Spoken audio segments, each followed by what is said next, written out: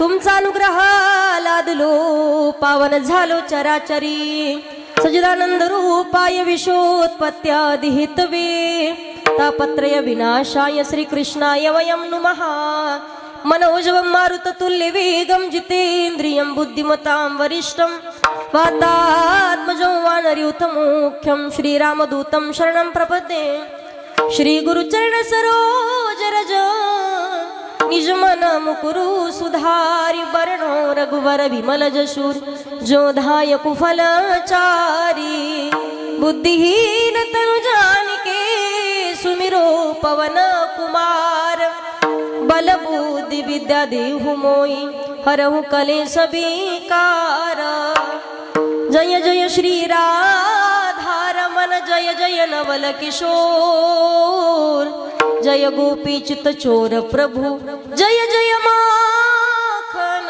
चोर सेवे लागे सेवक झालो सेवे लागे सेवक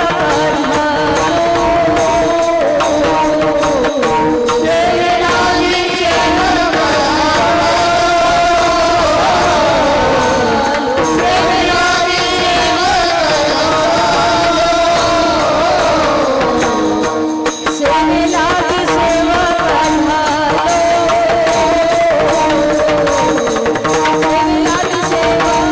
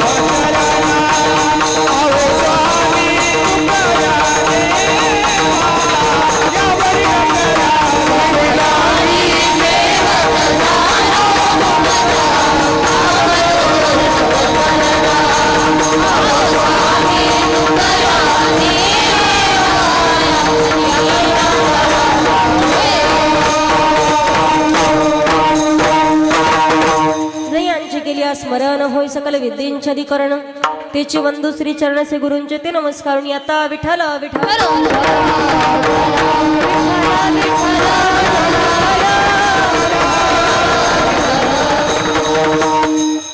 आम्हा हरीच्या दासा काही भय नाही त्रैलोकी देव उभा मागे पुढे उगवी कोडे संकट प्रस्तुत प्राप्तस्थळी प्राप्त प्रसंगी कीर्तन रूपी सेवेकरता निवडलेला भंग महान भगवत भक्त श्रीमंत संत वैराग्याची मूर्तिवंत पुतळा जगद्गुरु तुकोबराय यांचा 4 चरणाचा अगदी भक्ताची दासाची निर्भयता प्रकट करणारा सुंदर असा अभंग आहे.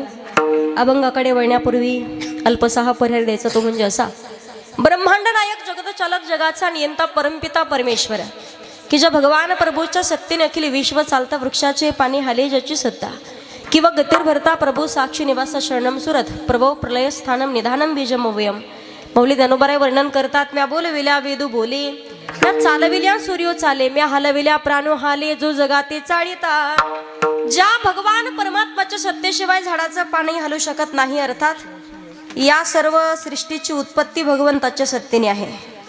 भगवान परमात्मा स्वतः सांगतात एकोहम बहुसम एकलेनी कंठेची म्हणून येणे निर्माण केली 14 भुवन. या पृथ्वी तलावरती ज्या दिवशी प्रत्येक जीवाचा जन्म आहे त्याच दिवशी प्रत्येकाची मृत्यूची वेळ सुद्धा ठरलेली आहे. माणसाला मरण अटळ आहे पा कोण कधी जाईल सांगता येत नाही. म्हणून त्याच भगवान परमात्माच्या सत्तेने साधू संतांच्या कृपा आशीर्वादाने आणि सर्व गावकरी ग्रामस्थ मंडळांच्या सहकार्याने गेल्या 48 वर्षापासून चालू असलेला अखंड हरिनाम सप्ताह तथा श्रीमद भागवत कथा महायज्ञ सोहळा उपस्थित पंचवर्षातून आलेले सर्वच भाविक भक्त दरवर्षी महाराष्ट्रातील नामवंत कीर्तनकार आपल्या गावामध्ये येतात. आपोआपल्या पद्धतीनं ज्ञानदान करण्याचं कार्य करतात. तसं सांगू गेल्या 3 वर्षापासून सेवा करण्याचा योग मला प्राप्त होतोय. सर्व तुम्हा कोल्हाकर मंडळींचा दर्शनाचा योग मला येतो. पण खरं मी आल्या पण 2-4 वेळा म्हटले की आदरणीय स्वामीजी असल्याच्या नंतरचा आनंद वेगळा असतो. रुखरुख जी असते एखादे साधू संत नाही का की आपल्याला सोडून कित्येक दिवसापासून घनिष्ठ संबंध झालेले जसं की स्वतःच्या आईपासून लेकरापासून जर आई दूर निघून गेली जोपर्यंत त्या लेकराला त्याची आई दिसत नाही तोपर्यंत मात्र ते लेकरू फक्त आईला शोधत राहतं. प्रत्येकाच्या तोंडात एकच शब्द आहे आई. एवढ्यासारखं एवढ्या वर्षात सप्ताह चालू आहे पण असं उदास कधी झालं नव्हतं. मी आल्या पाहिलं फक्त मंडपकडे माझं लक्ष गेलं गाडीतून. म्हटलं यावर्षी जरा उदासी भरल्यासारखं वाटायला लागले सप्त्यामध्ये.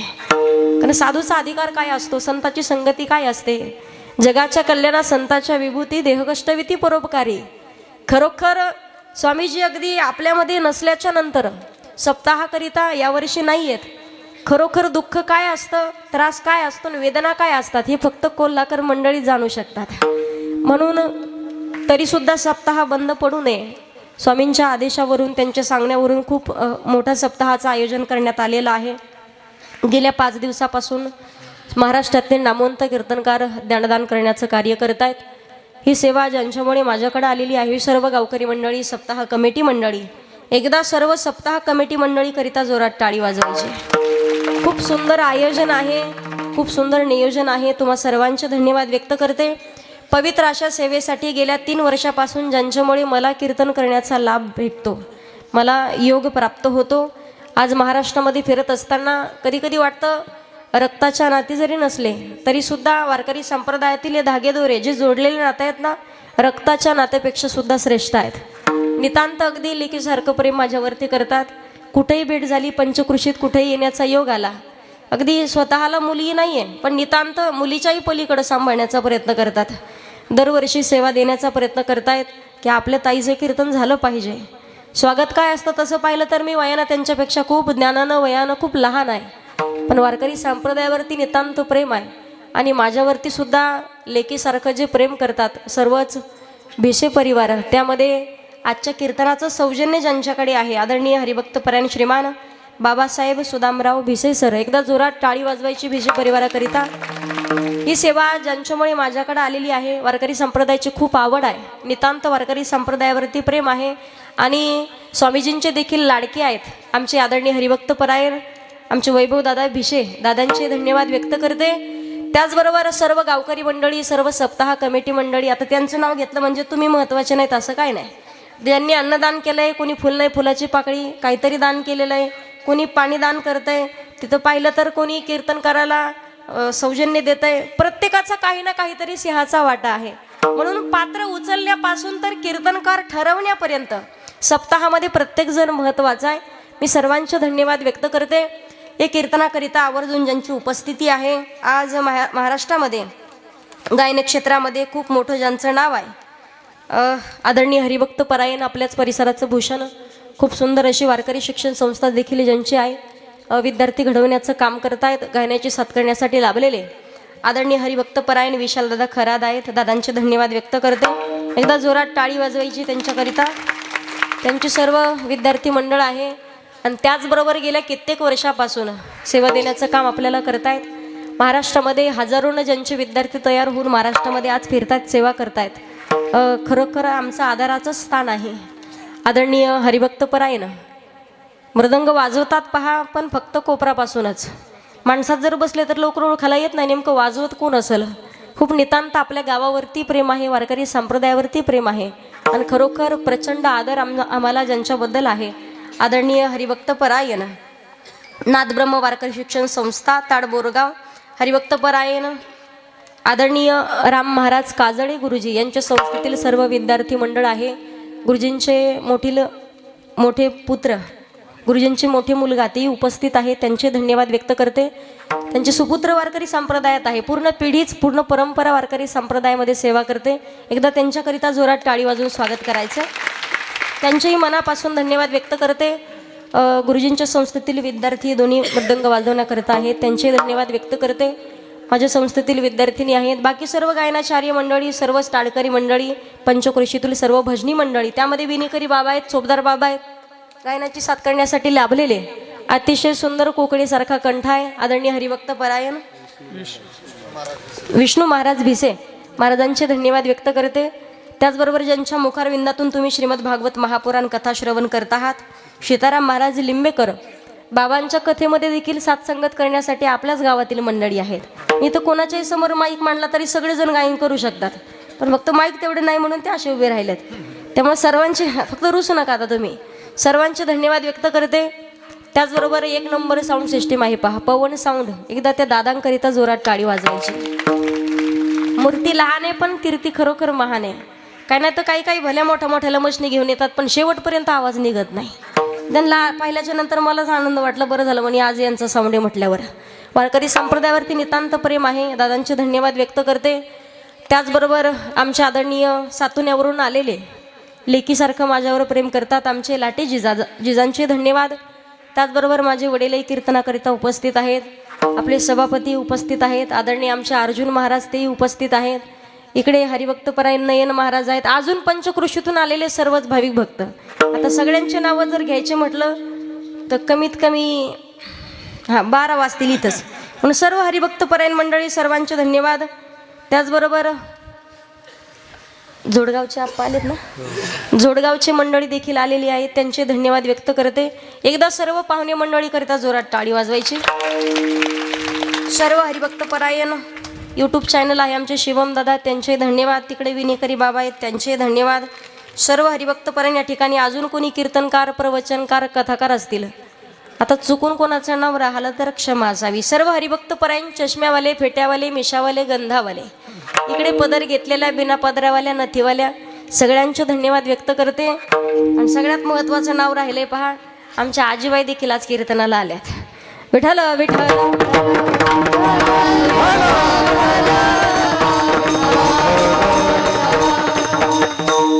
आवर्जून नाव का घेतलं, कीर्तन संपल्याच्या नंतर परत माझे हाल होतात. का ग म्हणे सगळ्यांचे नाव घेतले पण आपलं कसं काय नाव नाही घेतलं. विठ्ठल विठ्ठल ऐका, अभंग जगद्गुरु तुकोबा यांचा आहे. अतिशय सुंदर असा अभंग आहे. जगद्गुरु तुकोबा सांगतात, जगतामध्ये जन्माला आलेला प्रत्येक व्यक्ती, प्रत्येक जीव असेल, प्रत्येकाला मात्र भय आहे. पण अखंड भगवान परमात्माचं दासत्व स्वीकारून जे राहतील, अखंड भगवान परमात्माचे दास म्हणून जे राहतील, आम्हा हरीच्या दासा काही भय नाही. त्रैलोक्यामध्ये आम्हाला भीती बाळगण्याची गरज नाही. का? देव उभा मागे पुढे, उगवी कोडे संकट. कारण जगाचा मालक आमचं रक्षण करण्याकरिता आहे. जगाचा मालक आमची काळजी घेतो, भगवान परमात्मा कधीच आम्हाला काटाही टोचू देत नाही. मग जगद्गुरु तुकोबाराय सांगतात की तुम्हाला प्रश्न पडेल, आपण कुठल्या भगवान परमात्माच्या स्वरूपाचं चिंतन करावं, कुठल्या रूपाचं भगवान परमात्माला कुठल्या रूपामध्ये आठवावं, कुठल्या रूपामध्ये भगवंताला बोलवावं. तर जगद्गुरु तुकोबाराय सांगतात त्याची काळजी नाही. अनंत रूपे अनंत वेशे, देवाची रूपं अनेक आहेत. म्हणून जैसा केला तैसा होय, धावे सोय धरोनी. ज्या स्वरूपाचं चिंतन कराल, ज्या स्वरूपाला तुम्ही आठवाल, भगवान परमात्मा तेच रूप प्रकट करून, तेच रूप धारण करून तुमच्या समोर प्रकट होईल आणि प्रत्येक संकटाचं निवारण करेल. तुकोबाराय सांगतात आयुष्यभर ज्या भगवान परमात्मामुळे आम्ही निश्चिंत आहोत, ज्या भगवान परमात्मामुळे आम्ही आयुष्यभर समाधानी आहोत, आम्ही भजन सुद्धा त्याच भगवंताचं करणार. तुका म्हणे असो सुखे गाऊ मुखे विठोबा, विठ्ठल विठ्ठल.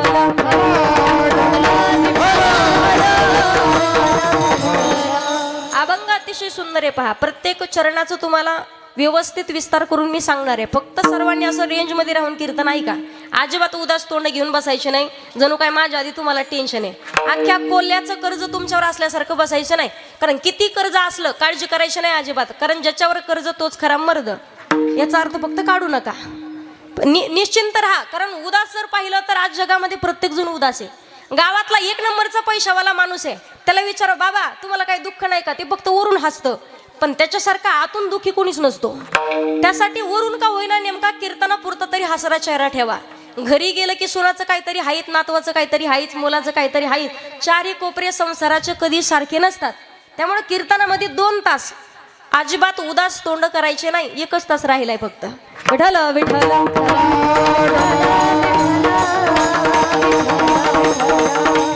अभंग अतिशय सुंदर आहे. आता महाराष्ट्राच्या मातीचा विचार केला तर अनेक संत मंडळी आहेत आणि प्रत्येक संतांचा अधिकार देखील वेगळा आहे. साधू संतांचा अधिकार आपण जर पाहिला, ज्ञानदेवी रेचेला पाया उभारिले देवालया, ना मातयाचा किंकर जेने केला हा विस्तार. महिला मंडळात अक्का इकडं पहा. जनार्दन एकनाथ खाम दिला भागवत, तुका झाला असे कळस. भजन करा बहिणी म्हणे फडकविती ध्वजा, आणि निरूपण केली वजा. प्रत्येक संताचा अधिकार वेगळा आहे. म्हणून पवित्र ते कुळा पावन देश, पवित्र ते कुळा पावन देश.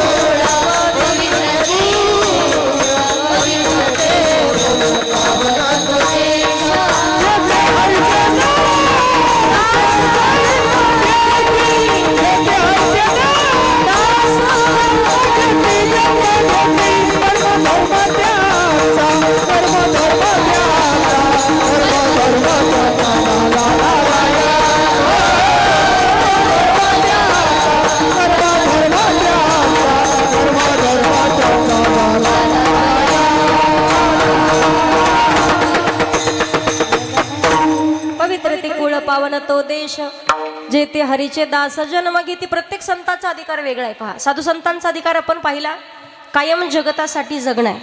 जगाला दुःख झाल्याच्या नंतर जे सुखी होतात ते जीव असतात, जगाला दुःख झाल्याच्या नंतर जे दुःखी होतात ते संत असतात. पहा, कधी कधी पहा, नारद मुनी ज्या वेळेला भक्तिदेवीला पाहतात, ज्ञान आणि वैराग्य यांच्यावरील मूर्छितपणा नष्ट होत नाही. भक्तिदेवीला पाहिल्याच्या नंतर ज्या वेळेला सनत कुमारांनी नारद मुनींचा चेहरा पाहिला, नारद मुनी मात्र उदास होते. आता मला सांगा, ज्याला संसाराची काळजी नाही, ज्याला पत्नीचं अजिबात टेन्शन नाही, ज्याला घर संसार म्हणजे काय हेच माहिती नाही, अखंड मुखात भगवान परमात्माचं भजन आहे. कुठलं? नारायण श्रीमन नारायण नारायण नारायण म्हणताना जोरात सगळेजण माझ्या पाठीमागे म्हणायचं, नारायण श्रीमन नारायण नारायण नारायण नारायण.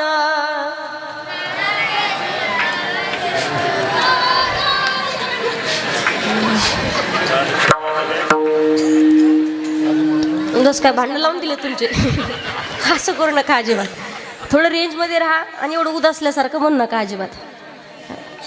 रेल्वेचे डबे घसरू देऊ नका. नाही जर तुम्ही बोलले एका सोबत म्हणायचं सगळ्यांनी, कारण तुम्हाला सगळ्यांना एकामेकाच्या शेजाऱ्याची शपथ जोरात म्हणायचं आहे. नारायण श्रीमन नारायण नारायण नारायण नारायण.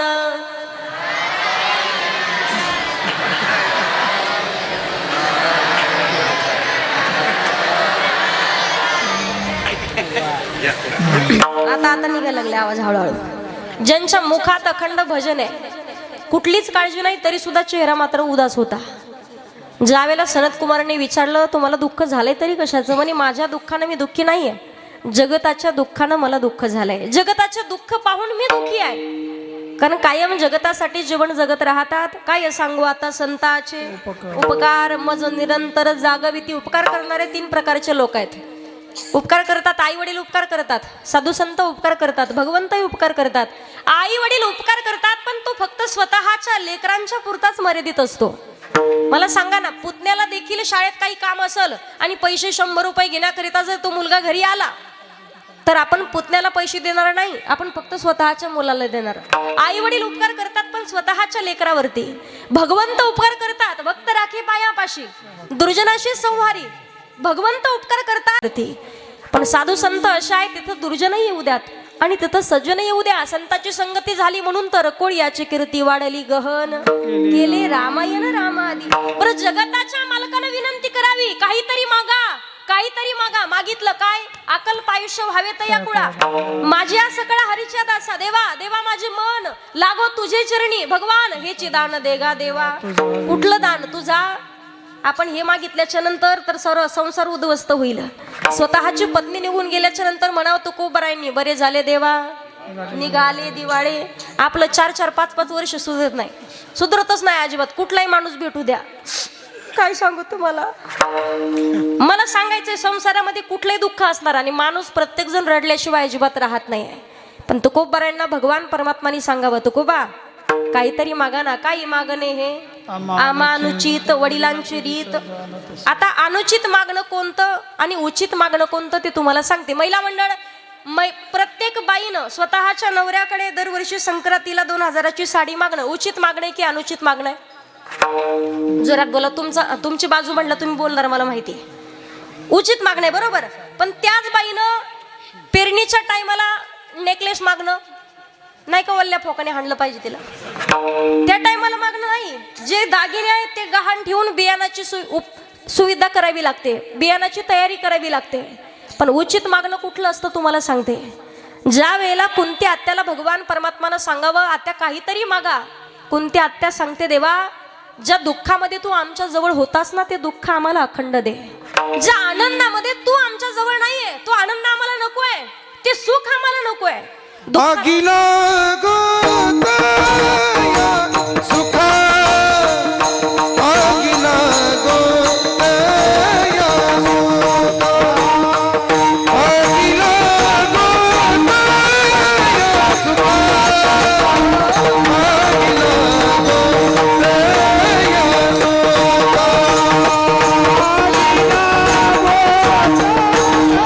सुखा.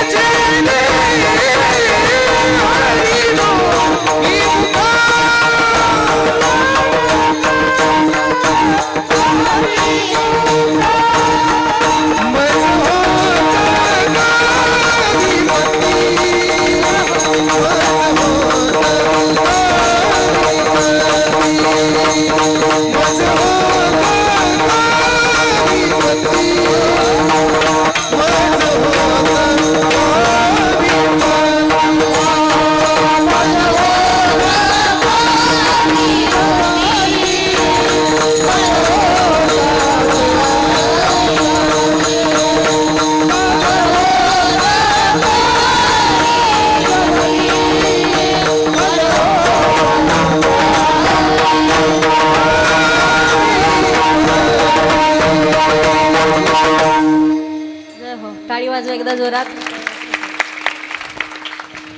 भगवान परमात्माला नेमकं काय मागितलं पाहिजे, कोणत्या आत्याकडून शिकायचंय, जगाच्या मालकाकडं काय मागावं काय नाही मागावं. कधी कधी पहा, महिला मंडळ दिवसभर एखाद्या बाईनं रोजानं काम केलं, दिवसभर काम केल्याच्या नंतर संध्याकाळी तिनं त्या मालकाकडे दिवसभराचा पगार मागण्याचा तिचा काय आहे, अधिकार आहे. बरोबर. एक महिना एखाद्याच्या घरी काम केलं, महिन्याच्या नंतर एक महिन्याभराचा पगार मागणं त्याचा अधिकार आहे. बरोबर.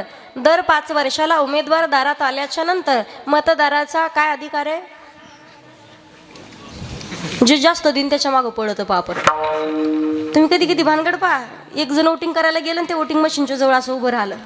साहेब म्हणे अरे कशाला थांबला इथं, काल कोळी पाजली त्याचंच नाव लक्षात येणं म्हणे माझ्या, नेमकं करावं तरी कसं. सांगण्याचं तात्पर्य येथून सुरुवात आहे. पहा, एखाद्या वेळेला फक्त भाजीपाल्याचा थोडाफार भाव वाढला ना तर लोक आंदोलन करतात. या सरकारनं जगाचं जगणं मुश्किल करून टाकलं. गरीब लोकांनी कसं जगलं पाहिजे. आता मला खरं खरं सांगा दादा, 100 रुपयापेक्षा जास्त एखादी भाजी आहे का हो? जास्त महाग. 100 रुपयापेक्षा होऊन किती कांदे झालते मागच्या वेळेस, 100 120 रुपये किलो. 100 रुपयापेक्षा एखादी भाजीचा भाव जास्त असतो का? इकडे पहा सगळ्यांनी, असतो का? आता 2 दिवस दम खा फक्त, 31 तारखेला कळेल तुम्हाला. एका भाजीला 700 रुपये लागतात. पण त्याच्याकरिता कधी कधी आंदोलन निघलेत का? बोला ना. त्याच्यासाठी कधी म्हटलं का कोणी की आता आमचं जगणं मुश्किल झालंय? कधी आपण सरकारच्या दारात गेलो का? त्यांच्या नावाने आपण कधी बोंबललो का? कधी कधी पहा, पुरुष मंडळी स्नान करण्याकरिता जर गेले तर आंघोळ करायला गेल्यावर आपण 1 रुपयाची जी शॅम्पूची पुडी असते ना, ती शॅम्पू अर्धी जर पूर्ण हातावरती पडली, अर्धीच लावायची असेल तर अर्धी फुकून परत त्या पुडीत घालतं. किती? 1 रुपयाची पुडी. पण 300 रुपयाचा खांबा एका दमात आणतो. पहा, तिथं विचार कुठलाच कर, उद्याचा सुद्धा विचार करणार नाही अजिबात. मला सांगण्याचं तात्पर्य आहे, इथून जर सुरुवात असेल तर नेमकं काय घडलं पाहिजे. कधी कधी सांगतात की एखाद्या माणसानं आपल्याकडे काम केलं तर त्याचा घाम वाळण्याच्या अगोदर त्याचा मोबदला त्याला भेटला पाहिजे. मागावं, पण काय मागावं याला मर्यादा आहेत. इतना तो करणार स्वामी जब प्राण तन से निकले, गोविंद नाम लेकर तब प्राण तन से निकले. का शेवटच्या श्वासाला त्याचं नाम आलं पाहिजे? अंतकाळी ज्याच्या नाम आले मुखा आणि दुका म्हणे सुखा पार नाही, त्याच्यासारखा सुखी समाधानी आनंदी जगात दुसरा कोणी नाही, ज्याला शेवटच्या श्वासाला एकदा तरी प्रभू रामाचं भजन येतंय. 48 वर्षापासून दरवर्षी कीर्तन कथा ऐकतोय आपण, पण आजपर्यंत मला दाखवा की एका सप्ताहामध्ये एकाच वर्षात कमीत कमी 20 तरी माळकरी झाले.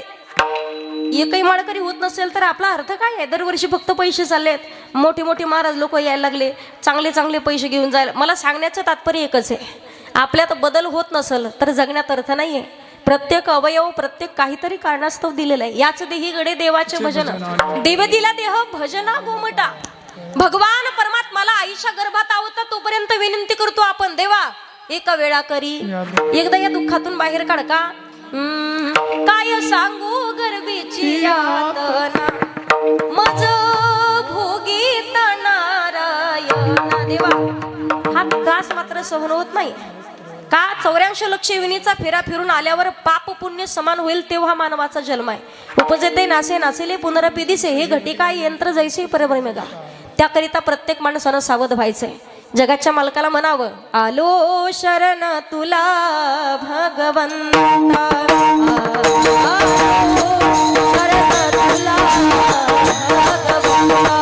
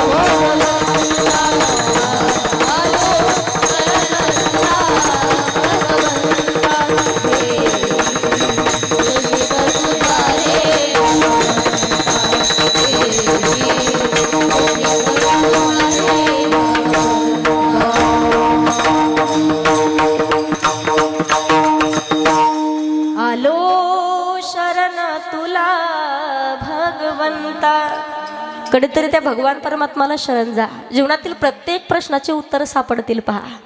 प्रपंचात माणसानं किती शोधलं न किती धावलं ना, किती तातडीनं किती मोठा परमार्थ करा, किती पैसा कमवा, सुखी समाधानी आनंदी कधीच नाही राहणार. कोल्ह्यामध्ये दाखवा ना एखादा माणूस 5-50 नाही 100 माणसं सापडतील, एकटा माणूस सप्ताह करू शकतो. पण काही काही लोक आहेत राहण्याकरिता घरी व्यवस्थित नाही, पण मनाचा मोठेपणा एवढा आहे की दरवर्षी सांगतात, स्वामीजी आमच्या शेवटच्या श्वासापर्यंत आमच्या घरावर पत्रे नाही राहिले तरी चालल, आम्ही आमच्या अर्धी भाकरी कमी खाऊ, पण सप्त्यात सौजन्य मात्र दरवर्षी राहणार. मला सांगण्याचं तात्पर्य मनाचा मोठेपणा असावा लागतो. जगाच्या मालकानं कोणाची श्रीमंती किती, कोणाकडे किती गाड्या नाही पाहिल्या. भिल्लकुडात जन्माला आलेली शबरी मातेची उष्टी बोरं खाल्ली देवानं. त्याच्या पुढे सांगू, विदुर काकांच्या कन्या खाल्ल्या, दुर्योधनाचं पंचपक्वानाचं भोजन नाही केलं भगवान परमात्मानं. कारण अंतःकरणातला शुद्ध ज्याचा भाव झाला, उचनीच काही नेने भगवंत, उचनीच काही नेने भगवंत.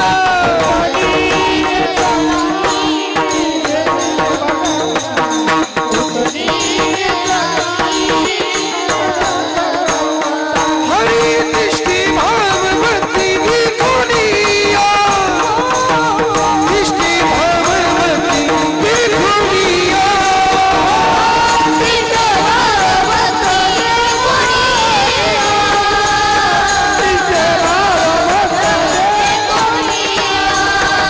बसीपूत कन्या विदुराचा भक्षी, बसीपूत कन्या विदुराचा भक्षी, बसीपूत कन्या विदुराचा भक्षी. त्या घरी रक्षी हरी प्रल्हादासी. उच्च नीच काही नेने भगवंता तिष्ठे भाव भक्ती देखून या. भगवान परमात्मा थोर प्रेमाचा भुकेला, हाची दुष्काळ तयाला. अंतःकरणातला भाव शुद्ध असावा लागतो.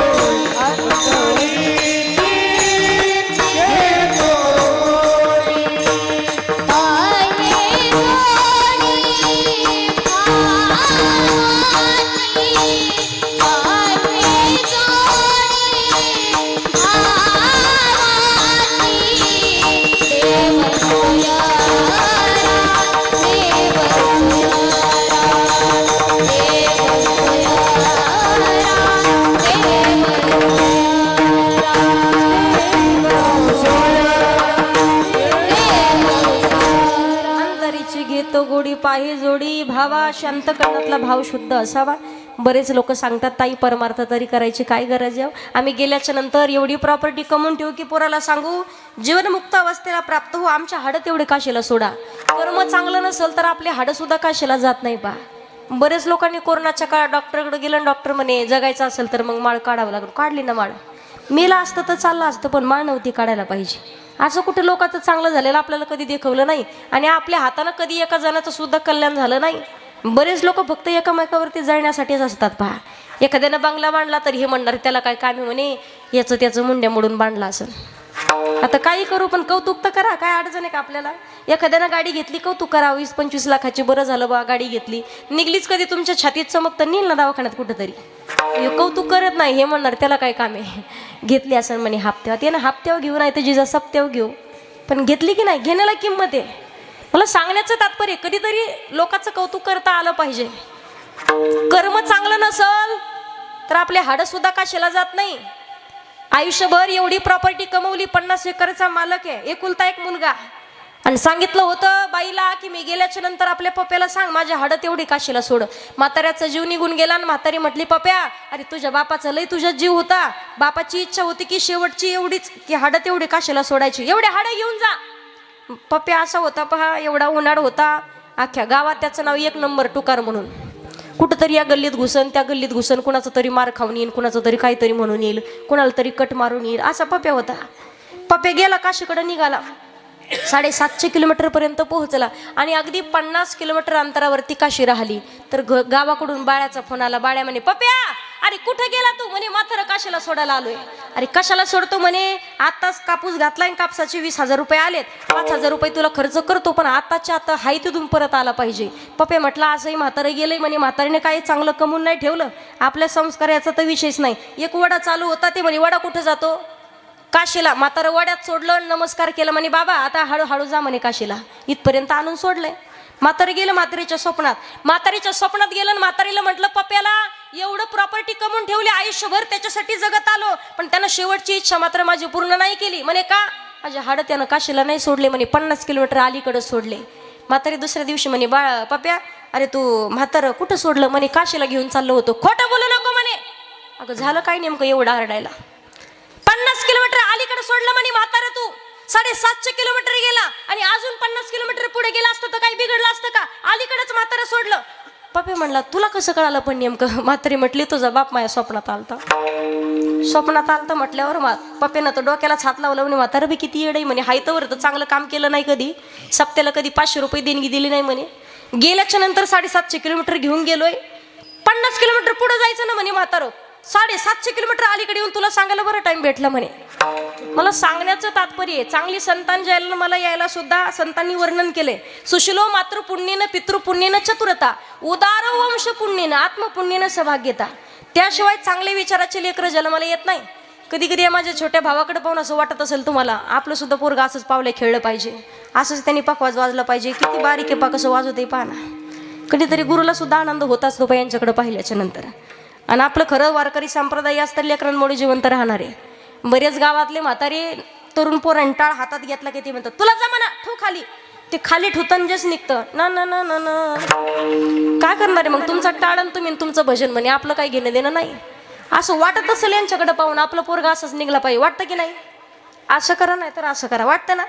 पण तुमचं निघतं का तसं? तुम्हाला रोज बेंदाडीतून उपसून आणावं लागतं संध्याकाळच्या टायमाला. बरं तुम्ही शिकायला सुद्धा टाकता, 4-4 वर्ष आळंदीला राहताना फक्त धोतर घालायला शिकून येतं. नशिबात नसेल तर घडत नाही पहा. त्याच्यासाठी कर्म चांगलं असावं लागतं. त्याच्या आई वडिलाचं, त्याच्या स्वतःचं, त्याच्या कुळाचं, त्याच्या पूर्ण पिढीचं पूर्वजन्मीचं पुण्य शिल्लक असावं. त्याशिवाय चांगल्या विचाराचे लेकरं नाहीत. भगवंताला प्राप्त करायचं असेल तर अंतःकरणातला भाव शुद्ध असावा. आज जगतामध्ये प्रत्येक जीव पाहिला तर प्रत्येकाला मात्र भय आहे. जीवनामध्ये चांगलं आणि सात्विक जगायचं असेल तर 4 प्रकारच्या गोष्टी चांगल्या असाव्यात. माणसाचा आचार, माणसाचा विचार, माणसाचा आहार आणि माणसाचा विहार चांगला असला पाहिजे. जगद्गुरु तुकोबाराय सांगतात, गुणवान असेल तर त्याला त्याच्या दुश्मनापासून भीती आहे. रूपवान असेल, सौंदर्य असेल तर त्याला म्हातारपणाची भीती आहे. धनवान असेल तर त्याला सुद्धा राजाची भीती आहे. बलवान असेल तर त्याला सुद्धा त्याच्या दुश्मनाची भीती आहे. मनुष्य असाल तर त्याला सुद्धा काळाची भीती आहे. पण त्रैलोक्यामध्ये जे भगवान परमात्माचे दास म्हणून जीवन जगतात, आम्हाला मात्र त्रैलोक्यात भीती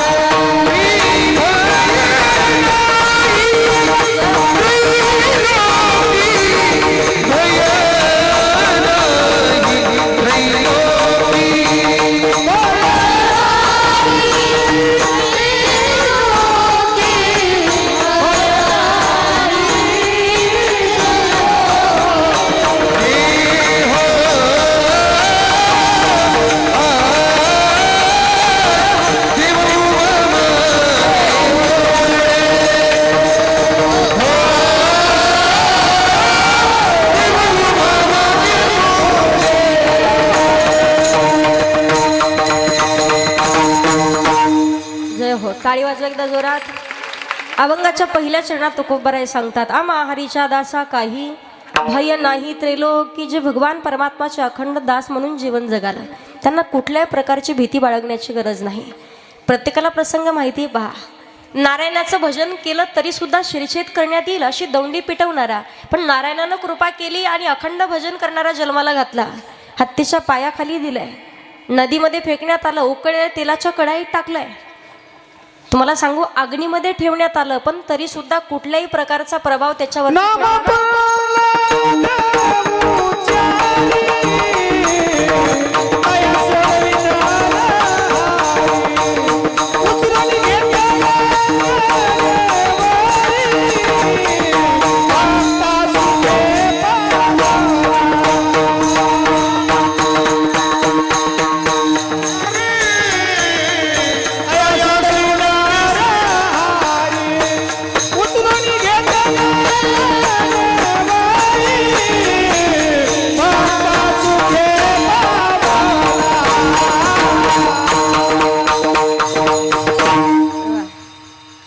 ज्याला हत्तीच्या पायाखाली दिलं, सगळे प्रकारे केले, ते भक्ताचं नाव काय आहे? बोला जोरा, थोडं ऐकायला कमी येतं मला वयामानाने. नाव काय आहे? भक्त प्रल्हाद. भक्त प्रल्हादाचं चरित्र असं आहे पहा. जेव्हा विचारलं तुझा देव नेमका कुठे, कुठे नाही ते विचारा म्हणे. विठ्ठल जळीस्थळी भरला देता ठाव नाही उरला, सर्व गटी राम देहादेक देव नटला नाना परी, भरुनी उरला देव नटला नटला नाना परी. असं ठिकाण नाही की जिथे माझं भगवंत नाही. खांबात आहे का? जशी खांबावर लाथ मारली नृसिंह भगवंत प्रकट झाले. बोलिये नृसिंह भगवान. नृसिंह भगवान जसे प्रकट झाले ना, त्यावेळेला हिरण्यकश्यपू सांगतो की देवा आम्हाला मारू शकत नाही तुम्ही. म्हणे का? मला वरदान आहे, मला शस्त्रानं मरण नाही, मला अस्त्रानं मरण नाही. बरोबर आहे म्हणे तुझं, माझ्याकडे कुठल्याही प्रकारचं शस्त्र नाही, माझ्याकडे कुठल्याही प्रकारचं अस्त्र नाही. देवा मला वरदान आहे, मारू शकत नाही. म्हणे का? मला घरात मरण नाही, मला बाहेर मरण नाही, त्याकरिता तर तुला उंबरठ्यामध्ये आणलंय म्हणे. म्हणून सांगतात उंबरठ्यामध्ये कधी शिंकू नये आणि उंबरठ्यामध्ये कधीच उवा मारायच्या, केस पाहायचे नाही, केस विचारायचे नाही उंबरठ्यात. नृसिंह भगवंताचं वास्तव्य आहे. बरोबर आहे म्हणे तुझं. उंबरठा हा भाग जो आहे तो घरातली आतली बाजू समजता येत नाही, घरातली बाहेरची बाजू समजता येत नाही. तुला फाडणार आहे. देवा मारू शकत नाही. म्हणे का? मला दिवसा मरण नाही, मला वरदान आहे, मला रात्री मरण नाही. आता सायंकाळची वेळ 5:30-6चा टाइम म्हणजे धड दिवस म्हणता येत नाही, धड रात्र म्हणता येत नाही. तुला फाडणार म्हणे. देवा मारू शकत नाही. म्हणे का? मला 12 महिन्यापैकी मला एकाही महिन्यात मरण नाही. म्हणे बरोबर आहे तुझं. तुलाच तर मारण्याकरिता खास करून मी अधिक मास 13वा महिना काढलाय म्हणे. आता फाडणार तुला. 13वा महिना माहितीये ना, दंड्याचा महिना आलाय आता. तुमच्याकडे करतात का जावयाला? अंगठ्या करतात का? बोलवण करतात की नाही? धोंडे करतात का खायला? धोंडे, शेण, साई, उतंड आणि जावा ह्या आवडतीचा पदार्थ. आमच्या तिकडे तर तुम्हाला सांगू मी 5-5 तोळ्याची मुदी असते एक. किती? तू म्हणाल तर असलं काही बी सांगू नका म्हणे आम्हाला, आमचं चाललंय ते गरिबीचं गोप चालू द्या. आणि बाईचा पहा तुम्ही, इकडं जावायचे किती हाल असले खायचे, लवकर भाकर भेटत नाही अर्धी, पण सासरमध्ये आला की एवढा थाट, बसायला पाठ, ताटाला पाठ, पाठीला पाठ, नुसता थाटच असतो जावायचा. कुठं? सासरमध्ये आल्याच्या नंतर सासूबाई सारखी पुढं पुढं पुढं पुढं करणार. तुम्हाला एक भानगड सांगते घडलेली. एका सासूबाईची इच्छा झाली, आंब्याचा सीझन चालू होता आणि लोक म्हणतात पा आपुलकीनं ताई आमच्याकडे या रस खायला. तुम्हाला काय आठवलं असेल मी सांगू शकत नाही तुम्हाला. ते म्हणे रसाचं सीझन चालू आहे, आंब्याचं सीझन चालू आहे म्हणे, तुम्हाला रस करू. जावाई बापूला जसं रस खाण्याकरिता बोललं तसं सासूबाईनं सासऱ्याला काय केलं, तालुक्याच्या ठिकाणी आंबे आणायला पाठवलं. 200 रुपये किलोचा आंबा. तालुक्याच्या ठिकाणावर आंबे घेऊन आले. तसेच ते आंबे सासूबाईनं फ्रीजमध्ये ठेवले. थोडं लक्षपूर्वक ऐका. आंबे जसे फ्रीजमध्ये ठेवले, बसे जावाई आले. जावायला बसायला पाठ, ताटाला पाठ. जावायाचा एवढा थाट होता. सासूबाई म्हणे अजिबात काही झालं तरी माझ्या लाडक्या जावयाला मीच मात्र आंब्याचा रस करणार. इकडं अगोदरच या जावयाचे त्याच्या पत्नीचे भांडण चालू होतं, कारण मला माहिती आहे माझी सासूबाई कधी काय होईल सांगता येत नाही गंगा जमुना. त्यासाठी मी अजिबात धोंडा जेवणाकरिता येणार नाही. ती म्हणे एक काम करा, तुम्ही काळजी करू नका, स्वयंपाक पूर्ण मी करते, तुम्ही जेवायला चला, अजिबात टेन्शन घेऊ नका. ज्या वेळेला उंडा तयार केला, कणिक तयार केली आणि तसं त्या सासूबाईनं स्वतःच्या मुलीला सांगितलं, म्हणे ताई तू पुरणाच्या पोळ्या कर, तोपर्यंत माझ्या लाडक्या जावायला मीच आंब्याचा रस करणार. जावाई म्हणे आता हे आंब्याचं प्रकरण, रसाचं प्रकरण जसं सासूबाईच्या हातात जाणार तसं आपण इथून उठण्यात अजिबात अर्थ नाही, आपण इथंच बसलं पाहिजे. जावाई जसं समोर बसला, सासूबाईनं प्रत्येक आंबा घ्यावा, धुवून घ्यायची, स्वच्छ बिलबिला करायची, वरचं टोकन काढून टाकायची, रस चालू झाला. शेवटचा एक आंबा राहिला, तिने असा पिळून घेतला. जसा पिळा, वरचं टोकन काढण्याच्या अगोदर जशीच रसाची धार निघाली, थेट सासूबाईच्या नाकात. पुढं काय झालं आता? अवघा रंग एक झाला. मला सांगण्याचं तात्पर्य तुम्हाला, जावयाचा सासरमध्ये थाट असतो पहा. ज्या वेळेला पाहतो हिरण्यकश्यपू त्याचा वध झाला, पण त्या वेळेला भगवान परमात्मा स्वतः त्याच्या आतडे चाचपून पाहायचे. नारद मुनी विचारतात, देवा काय पाहताय? सांगितलं, अखंड भजन करणारा निष्ठावान भक्त प्रल्हादासारखा मुलगा याच्याच पोटातून जन्माला आलाय. अजून एखादा प्रल्हाद याच्या आतड्यात कुठे दडलाय का हे पाहतोय म्हणे. सांगण्याचं तात्पर्य आहे, किती मोठं संकट येऊ द्या, आम्हा हरीच्या दासा काही भय नाही. ज्या वेळेला आपण पाहतो संत जनाबाईंना सुद्धा सोळावरती देण्यात येते, तेव्हा सोळाचं पाणी पाणी करण्याकरिता जगाचा मालक आहे. त्याचं कारण एकमेव, अखंड कंठात भगवान परमात्माचं नामस्मरण. रोज पहाटेच्या वेळी उठावं, जातं झटकून घ्यावं आणि जात्यावरती म्हणायच्या, सुंदर माझे जाते ग फिरते बहुतुके, ओव्या गाऊ कौतुके तू. जोरात म्हणा, ओव्या गाऊ कौतुके तू. जातं कळतं का? पण आता पहिल्या काळात बाई लवकर उठायची, पहाटे 3ला 4ला का 15-15 जणांचं एकत्रित कुटुंब राहायचं. एक बाई सकाळी 6 वाजेपर्यंत 5-5 पायली दळण दळायची. आता पहाटे महिला मंडळ नाही, आता पुरुष मंडळ सकाळी 5ला उठणार. आपण विचारा, सखरमता ते अवकाशाला उठले, हिटरचं बटन टाकतो म्हणे, तेवढं पाणी गरम करून ठेवण्याचं काम यांच्याकडे चालेल. तुम्हाला सांगते, कधी कधी बाईला मंडळाला वाटतं आमच्या पोटी प्रभू रामचंद्र जन्माला आले पाहिजेत. अहो, जिथं कौशल्याच नाही तर प्रभू रामचंद्र येणार कसे? आताचे दशरथ स्वतःच्या हाताने ताट करून जेवण करतात. बरेच दशरथ बायकोच्या पुढं पुढं करणार, बरेच दशरथ पाणी भरण्याचं काम करतात, बरेच दशरथ भांडे घासण्याचं सुद्धा काम करतात. पहा, संध्याकाळच्या टायमाला दिवसभर बसलेली असती, पण तरी सुद्धा कौशल्या दशरथाला सांगते म्हणे, दिवसभर मी दमले, घरातले कामं करू तुम्ही आज संध्याकाळी भाजी करा आणि मी पोळ्या करते. मला सांगायचे, अशा भानगडी असतील तर प्रभू रामचंद्र कसे येणार? सांगण्याचं तात्पर्य आहे, चांगल्या विचाराचा मुलगाला जन्माला येण्याकरिता सुद्धा आईवडिलांचे तेवढं कष्ट असलं पाहिजेत.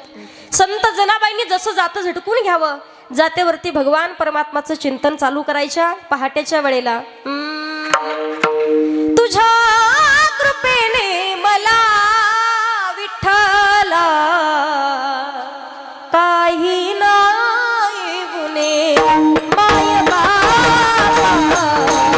काही नाही गुणे, पांडुरंगा काही नाही, काही नाही गुणे, विठ्ठला काही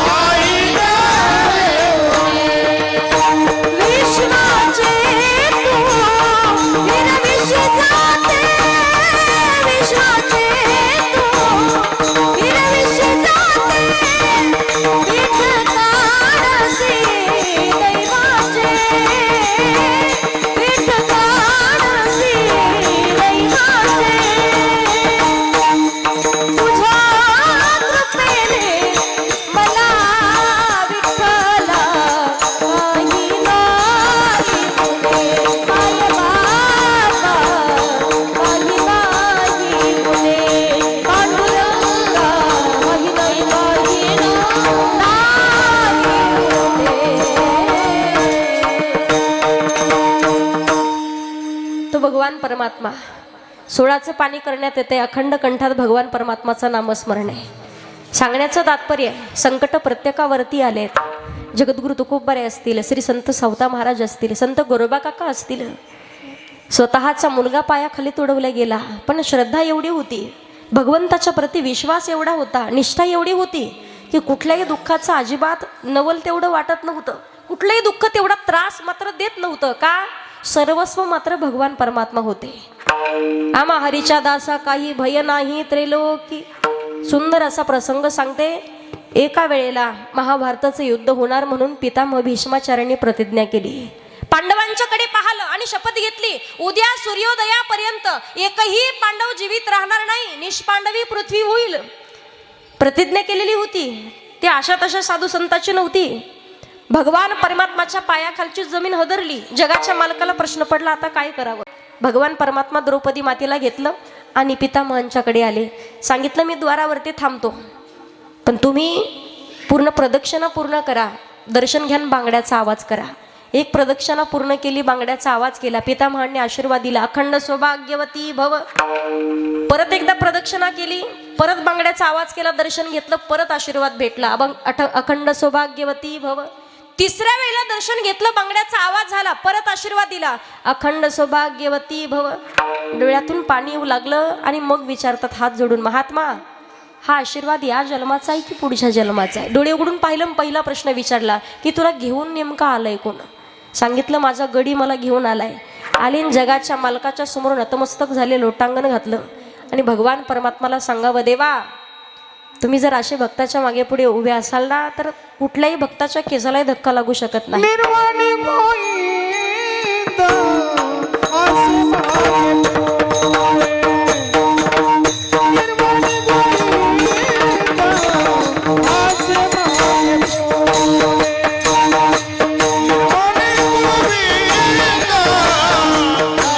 मागे पुढे. निर्वाणी गोविंद आसे मागे पुढे.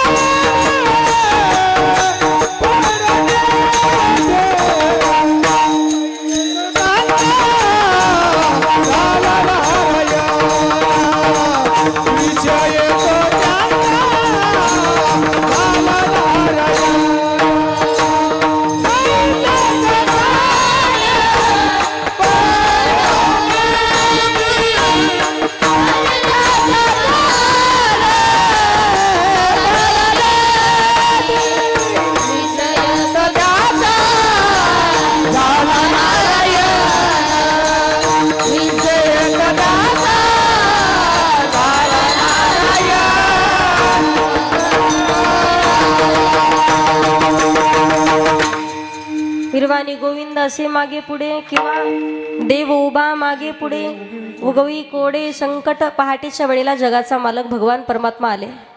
जेव्हा अर्जुना पाहिला, अर्जुन घोरत होता. सगळ्यांना माझा प्रश्न आहे, उद्या दुपारी 12 वाजेपर्यंत तुम्ही मरणार असं माहिती झाल्यावर किती जणाला झोप लागेल रात्री? बोला ना. आपला टाईम रात्रभर जाईल. कुठं सगळे पाहुणे रावणे जमा करणार, आपलं दुःख सांगणार, रात्रभर रडापडीचं काम चालणार, परत पोराला सांगणार कोणत्या बँकेत किती पैसे आहेत, कोणाकडे आपलं अजून किती दिलेले आहेत, कोणाला व्याजाने दिले, कोणाची वसुली अजून बाकी आहे, हे सगळं आपण लिहून देणार संध्याकाळच्या टायमाला. पण झोप मात्र कोणाला लागणार नाही. पण अर्जुन मात्र घोरत होता. भगवंताच्या प्रती किती विश्वास असावा आणि किती दास्यत्व स्वीकारलं पाहिजे. अर्जुन घोरत होता. जगाचा मालक आले आणि भगवान परमात्मा अर्जुनाला हलवतात. अर्जुना उठ, तुला झोप लागली रे कशी? त्यावेळेला अर्जुन म्हणतो, देवा साखर झोप येते, झोपू दे ना. म्हणे, कशाला उठवता? अरे तुला माहिती आहे, तू प्रतिज्ञा नाही ऐकली का काल? म्हणे, माझ्याच तर समोर केली. मग तूही कोण आहे? मी पांडवांच्या पैकी एक आहे. अरे तुलाही माहिती आहे उद्या सूर्योदयापर्यंत एकही पांडव जिवंत राहणार नाही, तरी तू झोप एवढी झोप लागली रे कशी की तू घोरतोय? देवा साखर झोप लागलेली होती. भगवंत म्हणतात, तुला माहिती तू मरणार आहे, तरी तुला झोप लागली रे कशी? अर्जुनानं दिलेलं उत्तर फार सुंदर आहे. अर्जुन सांगतो, भगवान आम्हाला जिवंत ठेवणारा जर जागा असेल तर आम्हाला जागा राहण्याची काय गरज आहे? एवढा विश्वास आपलाही भगवंताच्या प्रती असावा. तुम्ही टाळ्या उद्या सकाळी वाजवा, टेन्शन घेऊ नका अजिबात. विठ्ठल विठ्ठल.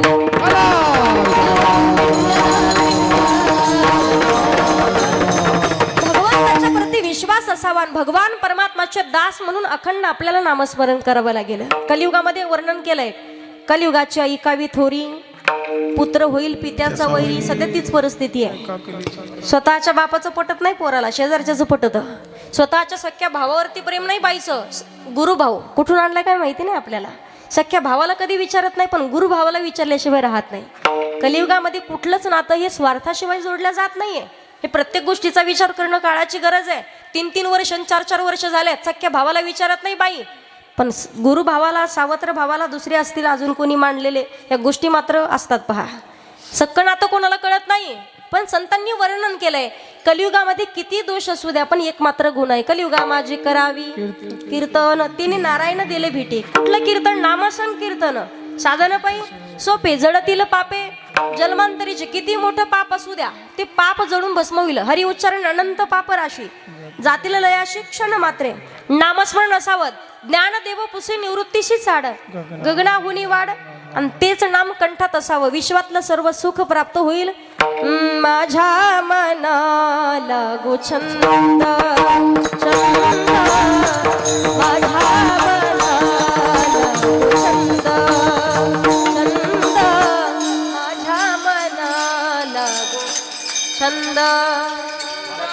म्हणा महिला मंडळ. हा, एवढं जीव गेल्यासारखं करू नका. पहा तुम्ही जोरात म्हणा सगळ्यांनी. माझ्या मनाला गो छंद, छंद माझ्या मनाला गो छंद.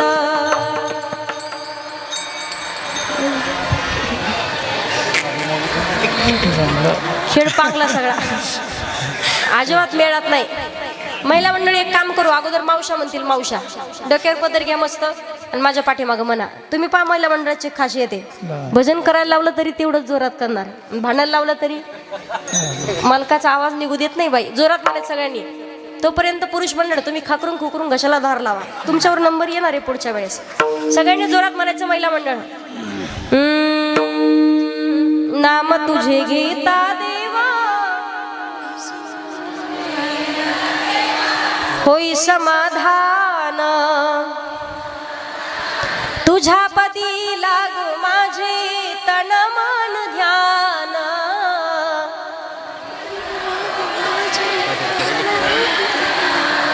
नाम तुझे घेता देवा होई समाधान.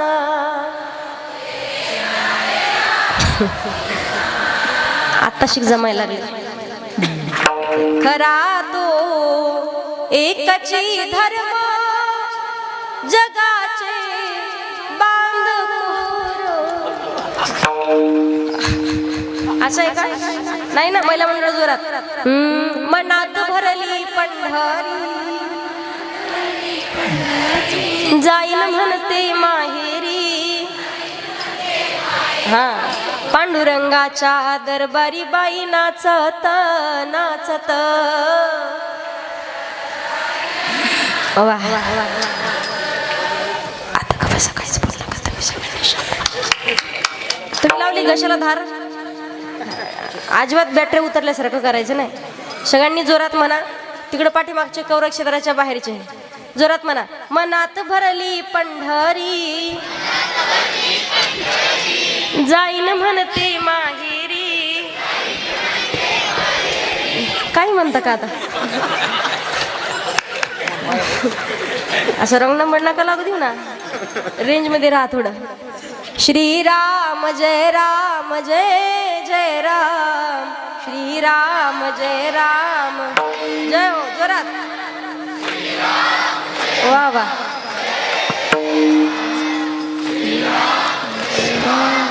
क्या बात है. श्रीराम जय राम जय जय राम, श्रीराम जय राम, श्रीराम जय राम जय जय राम,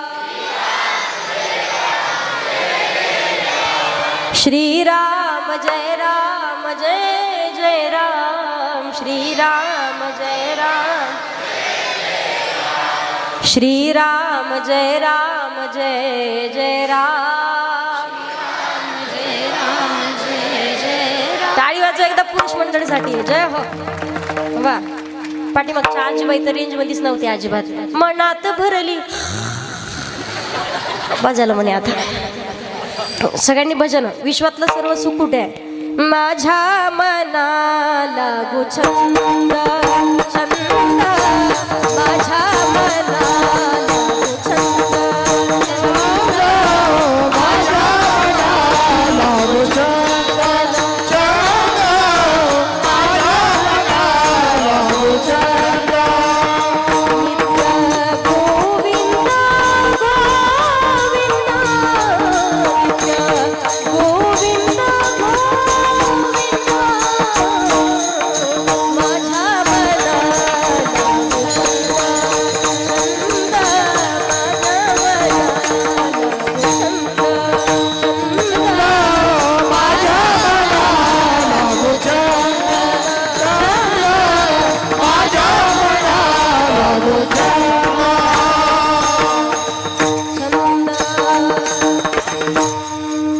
नित्य गोविंद गोविंद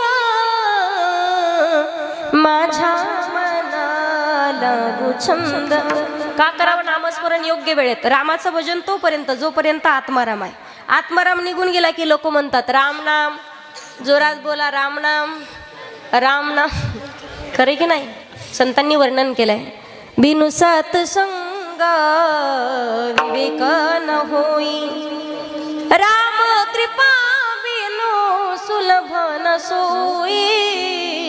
श्रीराम जय राम जय जय राम, श्रीराम जय राम जय जय राम, श्रीराम जय राम, श्रीराम जय राम जय जय राम, श्रीराम जय राम जय जय राम.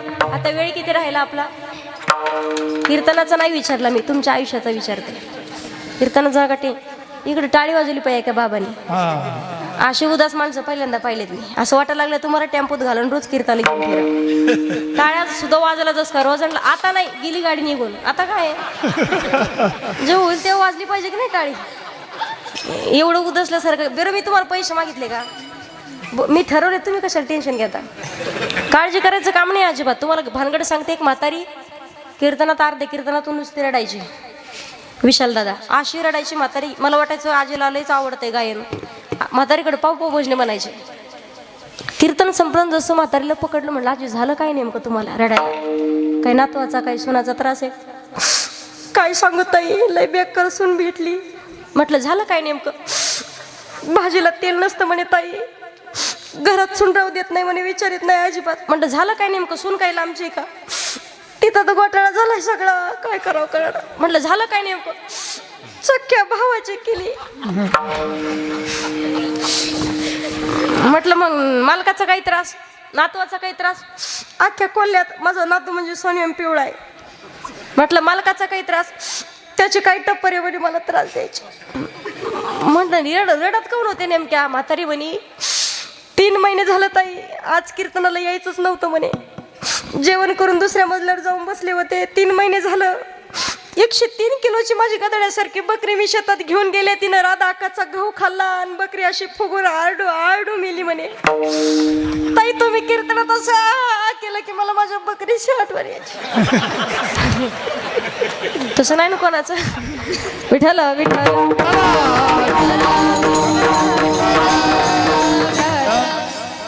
कधी कधी सांगत असते पहा, भगवान परमात्माची सेवा करणारा प्रत्येक माणूस महत्त्वाचा आहे. आपापल्या पद्धतीने कोणी कीर्तन लईच भारी करत असेल, कोणी साधं करत असेल, कोणी भजन कसं घेत असेल, कोणी कसं नामस्मरण कसं करत असेल. पण सांगू तुम्हाला, आज प्रत्येकजण महत्त्वाचा आहे. जो मृदंग शिकतोय, जो गायन शिकतोय, त्याच्यापासून तर आज पाहतो आपण संगीत विशारद, संगीत अलंकार, तिथपर्यंत सगळेजण महत्त्वाचे आहेत. पंडित असू द्या, प्रत्येकजण महत्त्वाचा आहे. कारण एवढे सर्वसामान्य माणसं कधीच वारकरी संप्रदायात येत नाही. सुंदर असं वर्णन केलंय पहा. एक भजन आहे पहा, कथेमध्ये सांगितलं जातं वृंदावनकडचं. लाखों में किसी एक को चुनते हैं, अंदर के आवाज को सुनते हैं, बस याद कर फिर याद कर, नयो जीवन बर्बाद कर, प्रभु सुन कर देर न लाएंगे, राधे राधे बोल शाम आएंगे, आएंगे शाम आएंगे. फक्त मुखात भगवंताचं भजन असावं. का करावं नामस्मरण? क्षणभंगोर नाही भरवसा, वारे सावध सोडा माया आशा, काही नचले मग गळा पडेल फासा, पुढे हुशार थोर आहे उळसागा, राम राम स्मरा, आदि का नाशिवंत देह जाणार सकळ, कादी शरीराची होय माती कादी. 4 दिन की जिंदगी 4 दिन का मेला है, आया तो अकेला जग में, आया तो अकेला जग में, आया तो अकेला जग में, जाय भी अकेला है. 4 दिन की जिंदगी 4 दिन का मेला है. त्याकरिता सावध व्हायचंय. का?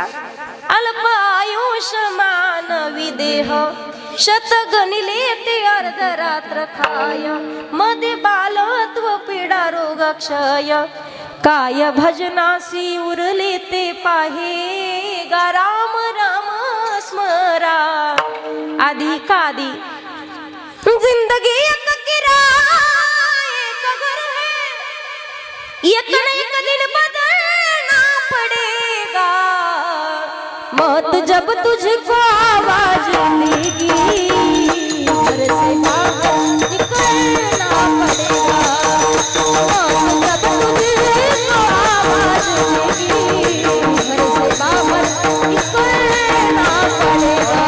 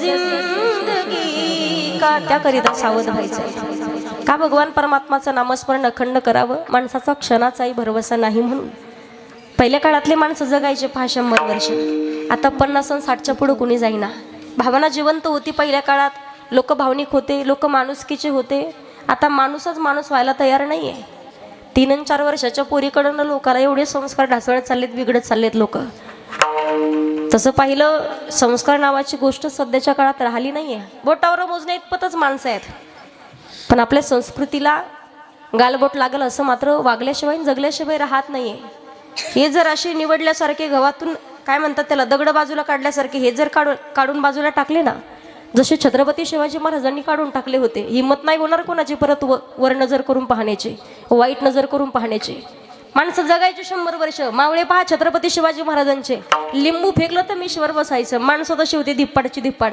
एक मावळा एका टायमाला 5-5 पाचुंदे खायचा 5 पोळ्याचा बोला ना एक पाचुंदा 5-5 25 चपाती एका टायमाला खायचं पहा बाबा आता दिवसभर एकच चपाती खाता एवढी एवढे हात पाय भली मोठी ढिरीन माय म्हणते माव वाघ कशाचा वाघ आणि कशा माणसं पाहायला नाही भेटत आता पहिल्या काळात सारखे छत्रपती शिवाजी महाराजांचे मावळे होते साधू संत महात्मा सुद्धा पहा आरोग्य चांगलं होतं राहणं चांगलं होतं स्वतःच्या कामातला प्रामाणिकपणा कळत होता म्हणून तर जगाच्या मालकानं आमाहारीच्या दासा काही भय नाही त्रिलोकी का त्याचं उत्तर अभंगाच्या दुसऱ्या चरणात देव मागे पुढे देव उभा मागे पुढे देव उभा मागे पुढे देव उभा मागे पुढे देव उभा मागे पुढे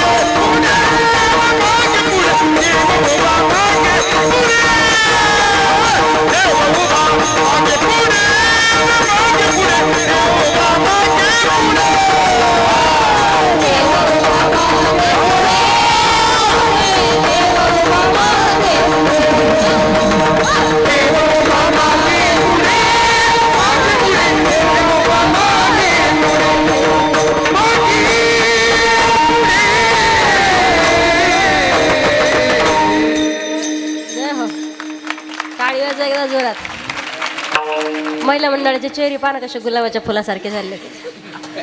कुंकू जोडू का समजलं ना तुम्हाला? सांग ना देवी. जमला आता. महिला मंडळाला फक्त देवीचं नाव घेऊच तर तुम्ही 2-4 दिवसापूर्वी एक बाईच मध्ये उठली आंबाबाई. आहा ओहो आहा ओहो. म्हटलं मावशी बसा खाली. आहा ओहो. कुठं बसती मावशी? तुम्ही कधी कधी पहा, हे सगळे नाटकं नाही म्हणणार मी, पण कधी कधी प्रश्न हा पडतो, जी बाई कधी स्वतःच्या नवऱ्याला नीट बोलत नाही, जी बाई कधी सासू सासऱ्याचा सांभाळ नीट करत नाही, जी बाई कधी घराशेजारचं घर टिकूत नाही, घरात तर घर राहू देत नाही, गळ्याची शपथ घेऊन सांगा त्या बाईच्या अंगात देवी येईल का? बोला ना. बांगड्याची माळ लिंबावानी डोळ मीच काढले म्हणले आता काय. उभी हाय नदीच्या काठाला आई गा, उभी हाय नदीच्या काठाला ही लखाबाई पोतराज आला दरपुन वेला खाली तुम्ही साज हातात चंग पायी माखी वाज आभरण लेतो नाव तुझं घेतो आभरण लेतो नाव तुझं घेतो सदा पाण्याच्या गोटाला आई ग सदा पाण्याच्या गोटाला लखबा.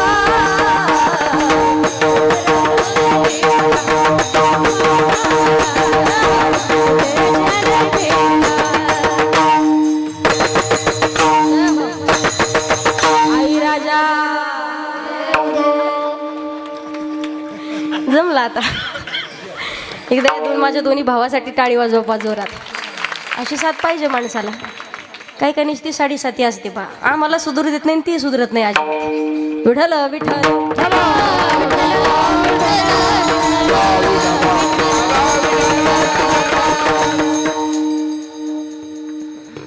आपलं कुठून चाललं होतं सांग ना. इथं चालतं का? असो देव उभा मागे पुढे उगवी कोडे संकट.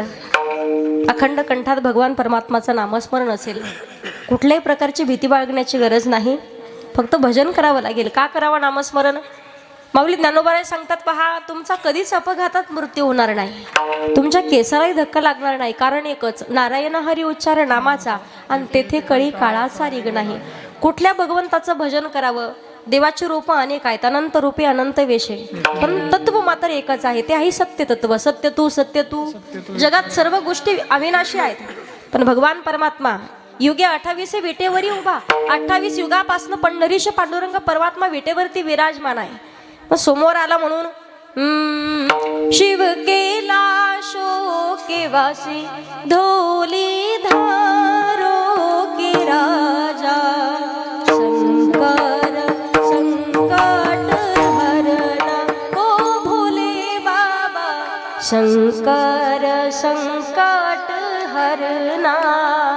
वारानुसार माणसाची भक्ती नसली पाहिजे. गणेश उत्सव आला म्हणूनच फक्त गणपती बाप्पाचं पूजन करावं असं नाहीये. नवरात्र उत्सव आला म्हणूनच फक्त देवीची उपासना करावी असं नाहीये. देवाचे रूप अनेक आहेत. भगवान परमात्मा तेव्हा तुमच्या संकटात धावून येईल आणि तेव्हा तुमच्या संकटाचं निवारण करेल ज्या दिवशी तुमची श्रद्धा तुमची निष्ठा मात्र एकाच ठिकाणी असेल. हरिहरा भेद नाही नका करू वाद. देवाचे रूप अनेक आहेत पण तत्व मात्र एकच आहे. त्याकरिता भगवंताला ओळखायला शिकलं पाहिजे. शनिवार आला आणि हनुमान जयंती आली म्हणून हनुमानजीची भक्ती करावी असं नाहीये. रविवार आला म्हणूनच खंडोबाची भक्ती करावी असं नाहीये. सांगण्याचं तात्पर्य आहे, वारानुसार माणसाची भक्ती माणसाची श्रद्धा कधीच ढासळली नाही पाहिजे. नरहरी सोनाराचा प्रसंग प्रत्येकाला माहिती आहे. अखंड भगवान महादेवाची उपासना करायचे. पांडुरंगाचा कमराचा बेल्ट पट्टा करून द्यायचा होता. सोन्याचं ज्या वेळेला कमराचं माप घेण्याकरिता आले तर भगवान भोलेनाथांच्या गळ्यातील सर्प हाताला लागायचा, त्रिशूळ हाताला लागायचा, तो डमरू हाताला दिसायचा.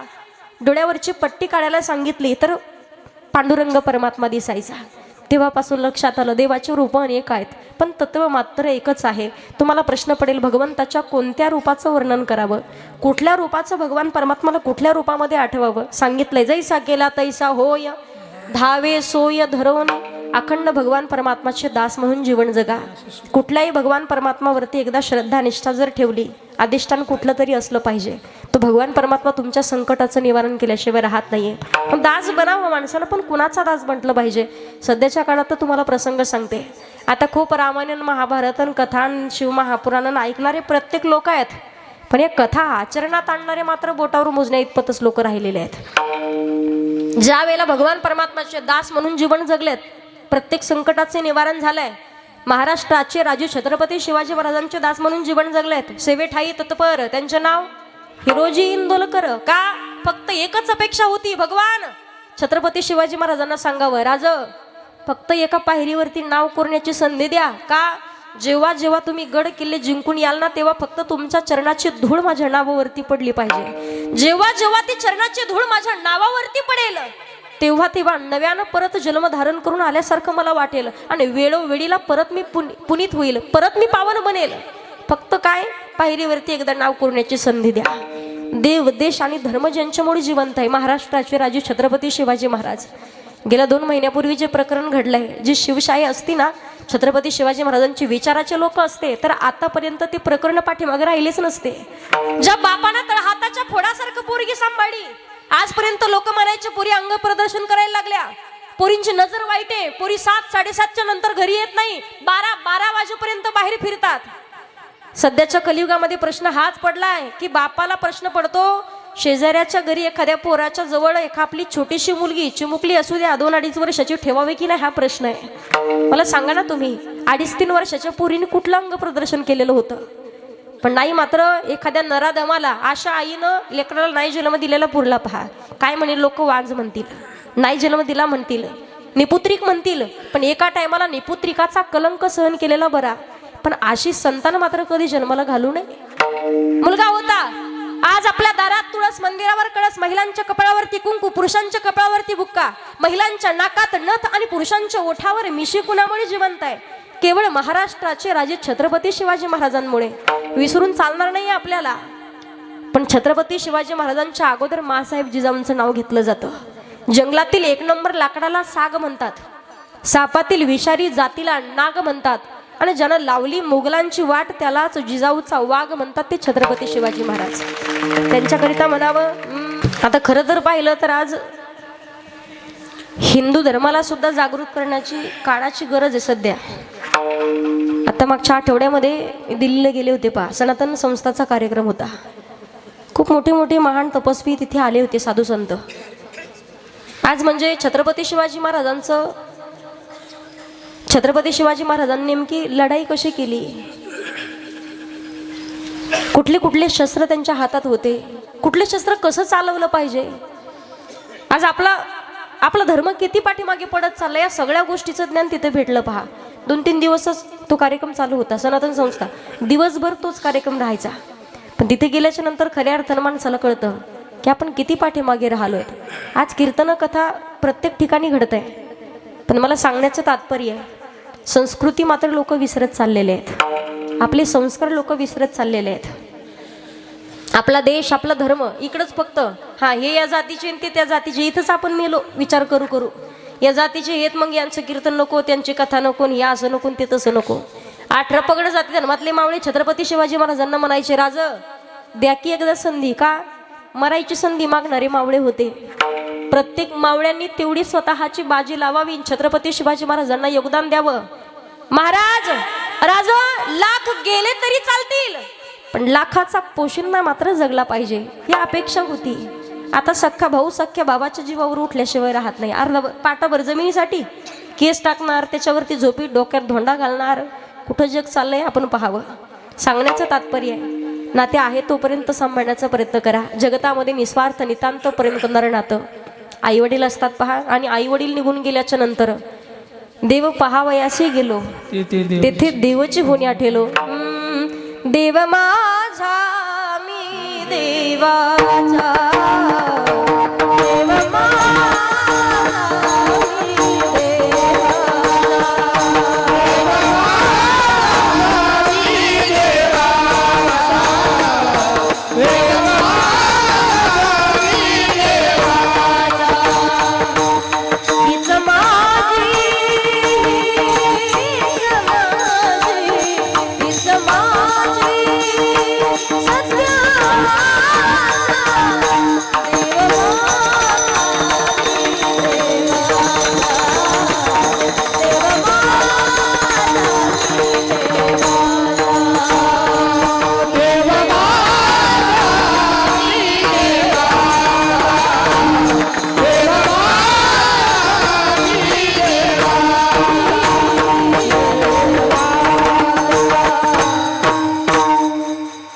गुरु तुकोबाराय सांगतात जैसा केला तैसा होय धावे सोय धरोणी तुकोबाराय सांगतात ज्या भगवान परमात्मामुळे आम्ही सुखी समाधानी आहोत तुका मनी असो सुखे तुका म्हणे असो सुखी तुका म्हणे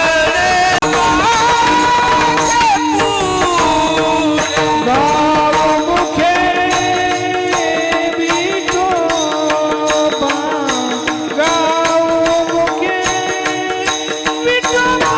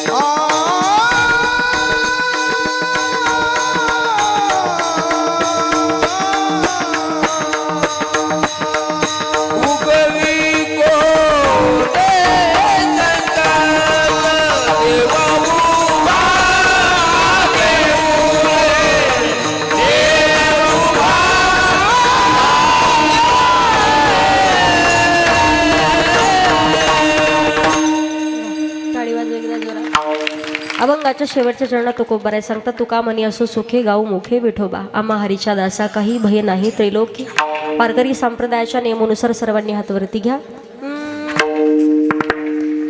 हात घ्यावरती एवढं करून आल्यासारखं 2 मिनिटं फक्त भगवान हनुमानजीचं भजन करायचं आपल्याला हातवरती घ्या सगळ्यांनी